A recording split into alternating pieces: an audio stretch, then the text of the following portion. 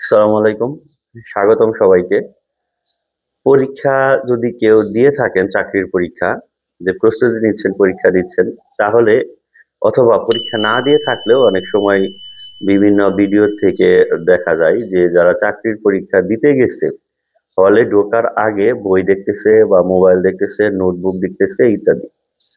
অনেকেই এটাকে মানে ইতিবাচক না নিয়ে নেতিবাচক হিসাবে নেয়, মানে খারাপ মাইন্ডে নেয় যে এতক্ষণ পরে নাই, এখন বিদ্যার সাগর হয়ে গেছে, এখন পড়তে হচ্ছে। এখন এটা কিন্তু আমার দৃষ্টিতে এটা ইতিবাচক, মানে পজিটিভ।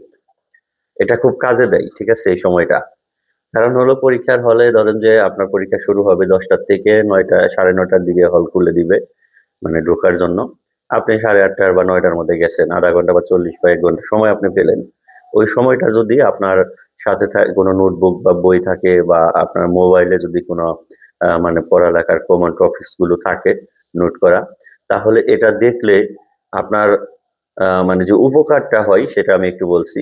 দেখুন, ওই সময়টা আপনার ব্রেন শুধুমাত্র ওই প্রতিষ্ঠানের মানে ওই পরীক্ষাটা নিয়ে ভাবতেছে, ঠিক আছে? বাইরের জগৎ কিন্তু মেমোরিতে তখন কম। মানে একটা টপিকস এর উপরেই ব্রেনটা তখন ডিপেন্ড করতেছে। তখন আপনার ব্রেনটা যখন এই কন্ডিশনে আসে, তখন আপনার ব্রেনকে এই রিলেটেড যেটাই খাওয়াবেন তখন কিন্তু সে খাবে। কারণ হলো আপনার ব্রেন ওই প্রসেসিং এ আছে, ঠিক আছে?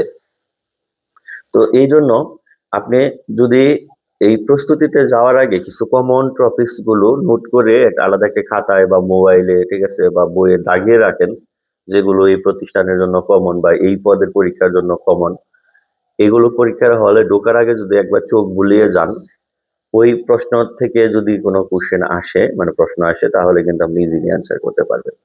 মানে বিশ্বাস না হলে ট্রাই করে দেখতে পারেন। আসলেও চাকরির প্রস্তুতিটা আমি মানে চাই যে বিভিন্ন টেকনিকে এটা নেওয়া উচিত, ঠিক আছে? কারণ প্রতিযোগিতার দৌড়ে এই টেকনিক অবলম্বন করলে আপনি এক ধাপ এগিয়ে থাকতে পারবেন। আল্লাহ হাফেজ।